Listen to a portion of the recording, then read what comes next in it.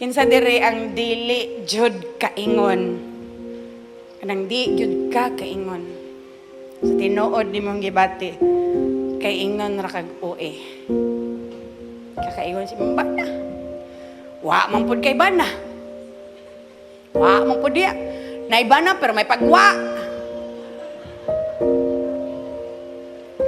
Kana bitong nakagusto awayon. Kunya isulti ni si Bana imong gibati. Nya ino nakag, ini mo eh. Wow.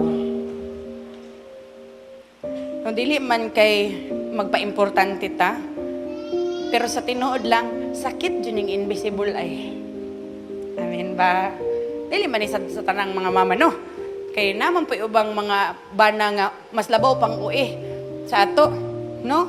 Gibalaan lang gani, nagkunot na niya mong agtang, nagtanaw ni mong cellphone, nanaw ni kagkisa man mong kachat. Siya nang away di mo, na yung nga, pulis mo kayo ng mga bana ba, no? Bantayan juga ba? Praise God! Pero di po tanan, ang uban, grabe, patyunon na lang ka, wapay pakialam. Murag mo pa'y mo patay sa mo. Di ba? Yet here you are. Here you are. Pero grabe, the Lord really has ministered to me. Regardless unsa di ay ka incomplete, unsa ka uhaw, unsa ka kagutom, unsa ka deprived. Kabalo ba mo nga si Hagar, isa sa mga pipila kay dili gyud daghan.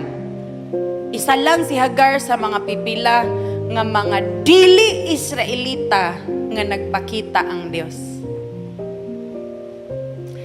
It was so saying that even though Hagar felt like he was very neglected, very unworthy, very useless, pero pag abot niya sa wilderness, nga nisamot na siya ka-useless, nga wala na yun siya defense, the Lord showed up.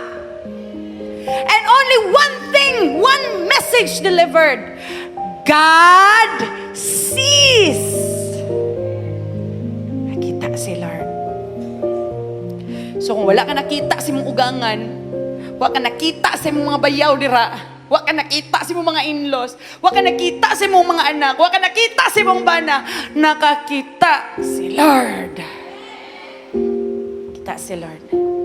Kung ikaw na akong ginaistorya ka ron, butang na ko di mong kamot sa imong dughan, i-comfort imong self. Ing na self, nakakita si Lord.